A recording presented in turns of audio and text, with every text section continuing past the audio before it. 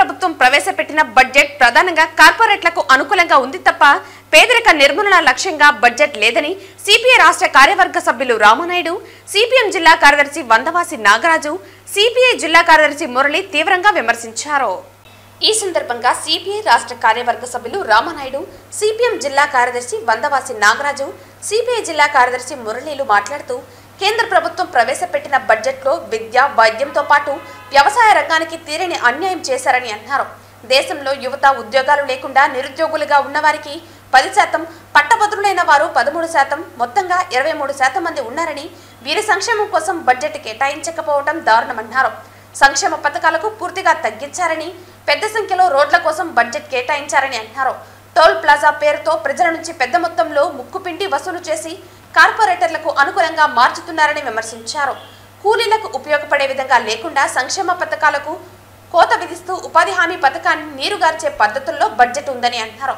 కేంద్ర ప్రభుత్వం ప్రవేశపెట్టిన బడ్జెట్ దుర్మార్గంగా ఉందని, ఈ బడ్జెట్కు వ్యతిరేకంగా ప్రజల్ని పోరాటాలకు సిద్ధం చేయాల్సినటువంటి అవసరం ఉందని అన్నారు. కేంద్ర ప్రభుత్వం ప్రవేశపెట్టిన బడ్జెట్ను ప్రజలకు తీసుకువెళ్లడానికి దశలవారీ జరగబోయే కార్యక్రమంలో భాగంగానే ఈరోజు కరపత్రాలు వాకర్స్కు పంపిణీ చేయడం జరిగిందని, రేపు తిరుపతిలో ఆర్టీసీ బస్టాండ్, అంబేద్కర్ విగ్రహం వద్ద, వామపక్ష పార్టీల ఆర్టీసీ బస్టాండ్ వద్ద ఉన్నటువంటి అంబేద్కర్ విగ్రహం వద్ద రాస్తారోకో నిర్వహిస్తారని, ఈ కార్యక్రమానికి వామపక్ష పార్టీల నుండి సిపిఐ రాష్ట్ర కార్యదర్శి రామకృష్ణ హాజరవుతున్నారని, ప్రజలు ఈ కార్యక్రమంలో పాల్గొని విజయవంతం చేయాలని పిలుపునిచ్చారు. ఈ కార్యక్రమంలో సిపిఐ జిల్లా కార్యవర్గ సభ్యులు చిన్నం పెంచలయ్య, రాధాకృష్ణ, నగర కార్యదర్శి విశ్వనాథ్, సిపిఎం నగర కార్యదర్శి వేణు తదితరులు పాల్గొన్నారు.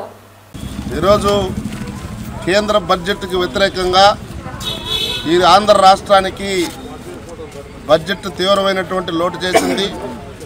ఆంధ్ర రాష్ట్రంలో ఉన్నటువంటి వ్యవసాయానికి కానీ, రైతాంగానికి కానీ, ఉన్నటువంటి ఫ్యాక్టరీలకు కానీ, లేదా విశాఖ ఉక్కుకు కానీ, కడప ఉక్కుకు కానీ, ఈ ఆంధ్ర రాష్ట్రంలో ఉన్నటువంటి ఉద్యోగాలకు కానీ ప్రత్యేక హోదాకు సంబంధించినటువంటి 10 సంవత్సరాల కాలం పూర్తిగా వస్తా ఉన్నా ప్రత్యేక హోదా పేరు లేకుండా, ఆంధ్ర విజయవాడ అయినటువంటి అమరావతికి బడ్జెట్ కేటాయించకుండా, కేంద్ర ప్రాజెక్టులకు సంబంధించినటువంటి బడ్జెట్లు కేటాయించకుండా తీవ్రమైనటువంటి లోటు ఈ ఆంధ్ర రాష్ట్రానికి చేసింది.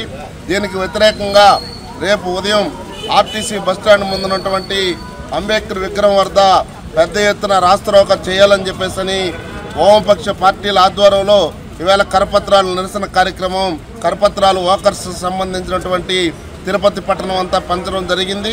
ఎల్లుండి 20వ తారీఖున జిల్లా వ్యాప్తంగా కూడా ఈ ఆందోళన కార్యక్రమం నిర్వహిస్తూ ఉన్నాం.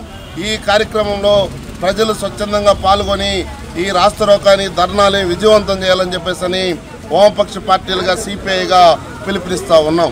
కార్పొరేట్లకి దేశ సంపదని అప్పగించే కేంద్ర ప్రభుత్వ సంస్థలను కూడా ప్రైవేట్ వాళ్ళకి అప్పగిస్తున్న ఈ కేంద్ర బడ్జెట్కి వ్యతిరేకంగా జరుగుతున్న వామపక్ష ఆందోళనలో ప్రజలందరూ పాల్గొవాలని విజ్ఞప్తి చేస్తున్నాం. ముఖ్యంగా రేపు ఆర్టీసీ బస్టాండ్ వద్ద ఉన్న అంబేద్కర్ విగ్రహం దగ్గర జరుగుతున్న ఆందోళనకు సిపిఐ రాష్ట్ర కార్యదర్శి రామకృష్ణ గారు చేస్తున్నారు. ఇతర ప్రముఖులందరూ కూడా వస్తున్న ఈ యొక్క నిరసన కార్యక్రమానికి అందరూ కూడా సహకరించాలని చెప్పేసి వచ్చి పాల్గొనాలని చెప్పేసి విజ్ఞప్తి చేస్తున్నాము. ఈరోజు ఆంధ్ర రాష్ట్రానికి అడుగడుగున అన్యాయం చేసింది. మొత్తం మనకు కావాల్సిన వెనకబడిన ప్రాంతాలకు నిధులు కానివ్వండి, అదే రకంగా పోలవరం లేకపోతే విశాఖపట్నం ఉక్కుకు సంబంధించి కానీ విభజన హామీలు ఎట్లు కూడా పట్టించుకోకుండా ఈ బడ్జెట్లో చాలా ద్రోహం చేసిన పరిస్థితి మనకి కనిపిస్తూ ఉంది. దేశంలో కూడా కొన్ని రాష్ట్రాలకే ఇదేదో బీహారు, గుజరాత్ అనే పరిస్థితులు వ్యవహరిస్తున్నారు తప్ప మొత్తం అన్ని రాష్ట్రాలకు సంబంధించి నిధులు కేటాయించడం, నిరుద్యోగం చాలా తీవ్రంగా పెరిగిపోతూ ఉంది.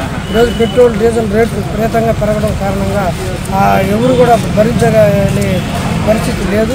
అందువల్ల ఈ యొక్క బడ్జెట్ వ్యతిరేకంగా జరుగుతున్న వాటిలో మేధావులు ప్రతి ఒక్కరు కూడా పాల్గొవాలని చెప్పేసి వామపక్షాల తరఫున విజ్ఞప్తి చేస్తాం.